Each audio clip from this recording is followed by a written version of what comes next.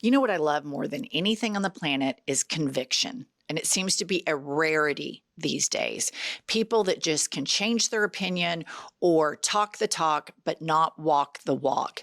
And I'm going to tell you who has just ironclad conviction, and it is the country of Canada. They have swung completely left, and Donald Trump just delivered a liberal government to Canada. Their number one voting item that they voted on was to strengthen their country to fight Donald Trump. And how sad is that? They were our biggest ally. All of this for nothing. Listen to this Canadian woman. I think who I voted for would be the best to take care of Trump, because Trump is, I'm sorry to say, an ass, and he shouldn't even be president of the United States. But because he is, we need a strong person so that we could stand strong. I mean, I completely agree with her. And I think that this is the character trait that is lacking in American culture. People will talk the talk. They never walk the walk. You have got to stand for democracy unapologetically and without fear. And there are so many people in this country that don't, that are trying to both sides it. And we create this toxic environment. Well, what's happening now? The world is all aligning. Our former allies that believe in democracy, free speech, due process, see us as an enemy and a threat.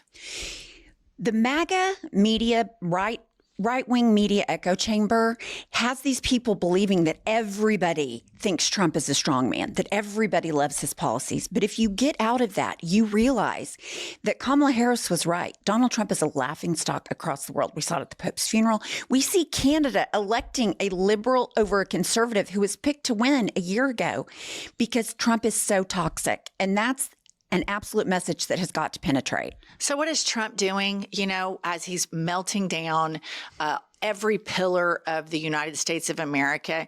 Here he is on the White House lawn. And just think about this. You're the president of the United States and you give a shit about petty things like this. Play this video. In the first quarter of the big game, which I was there, I watched in person. I was there along with Taylor Swift. How did that work out? Okay. So you guys know we chipmunk his voice so that it's more palatable for you all. But here is, imagine you're the president of the United States and you're like jealous of one of the most popular, successful pop stars in the world. Like it's this childlike crap. It's this Old Testament, the way the Old Testament God is described. Petty, vengeful, jealous, all of those things. He is like the manifestation of the Old Testament God, which is why I think so many of these crazy, brainwashed, right-wing Christians are so in on him, because it's like an identical person. Old Testament God and Trump is the same petty, jealous, unevolved, unenlightened individual. Cruel, too. Here's the thing about Trump. He is so petty. He sees polls on Fox News. He attacks Rupert Murdoch. He sees that Taylor Swift endorses Kamala Harris and makes a comment about J.D. Vance. He's so petty. And you know why he's so petty? Because he is intellectually compromised. He is not smart, and he is worried about one thing and one thing only, his narcissism. Full stop.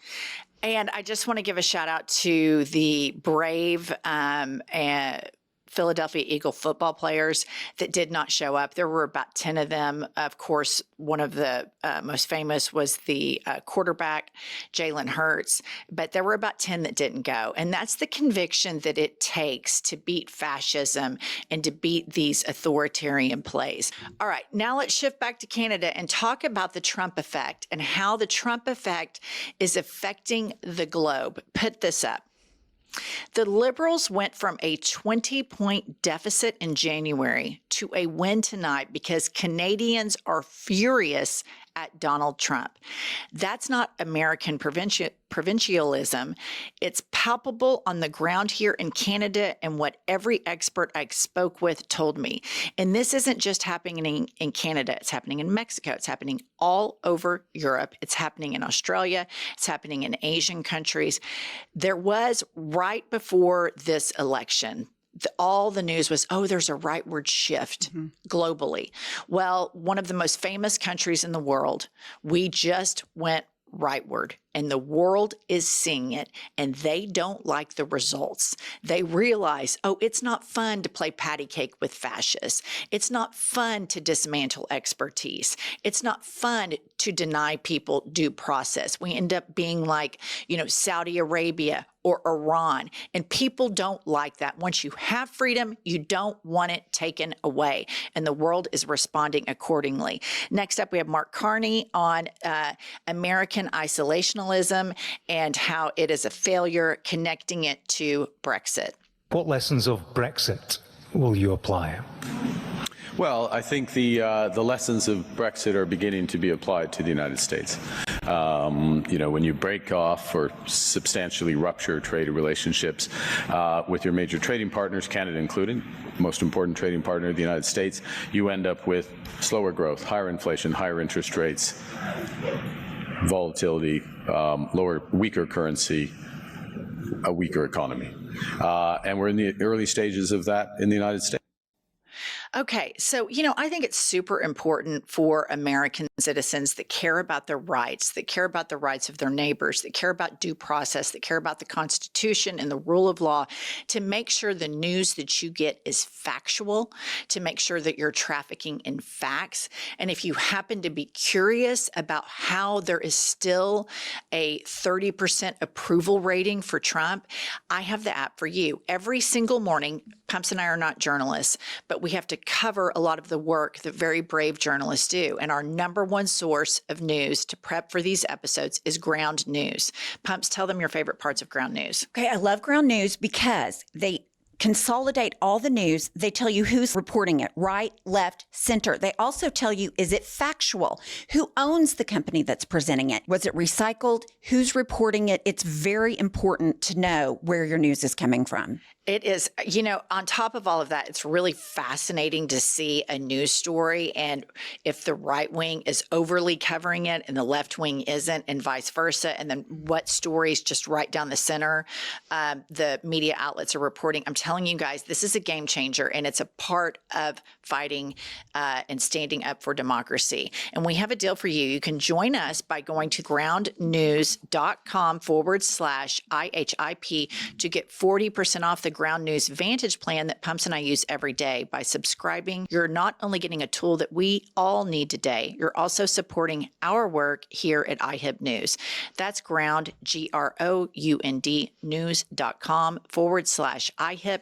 We're pinning the link right below in the show notes. Pumps, what did you think about the Prime Minister of Canada as it pertains to American isolationism? I have long thought that Brexit and what's going on with Trump were similar. So I was glad to hear him say that. And you look at Britain now, they are the population regrets that decision. And hopefully we won't get as far as Britain did, leaving completely. But Trump is absolutely isolating America, and he's going to make it worse, not only for Americans, but globally. But the biggest sufferers are going to be Americans. And I was glad to see him point that out. I think that we're going to go further than the UK did. I think that this is far worse because even over there, they don't have just a blanket two-party system. And this is an inherent problem in United States politics. Trump won by a little over 1 percentage point. And the difference in what Kamala Harris proposed and campaigned on and what he campaigned on are so dramatically different. And there's no mitigating force in there anywhere. So the pendulum has just swung to this crazy fascist. We're going to put up mugshots in the White House lawn. We're going to have car commercials. We're going to have a pay-to-play system. We're going to defund all of this stuff. It is insanity. At least they have more guardrails there. We have none, absolutely none. So I think we're going to suffer far, far, far more than the UK could have ever dreamed of suffering, because at least they still agreed to be allies with the EU militarily, and they agreed to defend each other and defend democracy. But the one thing that they have in common, the Brexit and what's happening in the United States of America is this anti-immigration sentiment. And this is something that as the world gets more and more globalized, we're going to have to learn how to deal with. Human beings by nature are very tribal. We lean into tribalism. And you see that leaning into tribalism, what happened in the UK, and you see here that Trump stoked that to get the rubes all wound up, that these immigrants are coming to take your job.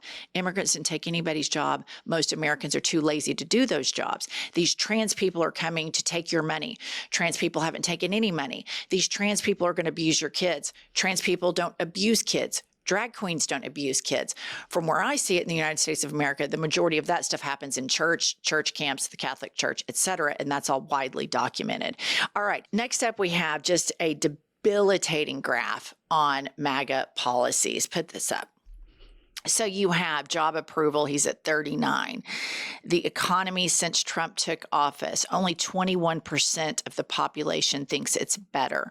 Prices for things you want or need, 62% of the American public say it's going up. Likelihood of Trump's policies causing a recession, 72% of the population thinks that is what is going to happen. And I want to tell you guys, before this race, we on this very podcast said, if you want to see what MAGA super majorities do, look at red states. We live in Oklahoma, MAGA super majority, 49th in education, 50th in healthcare. I can go on and on and on. We are a bottom 5 to bottom 10 state, as is all of the buckle of the Bible Belt, the Bible swings, the Bible deep South states are.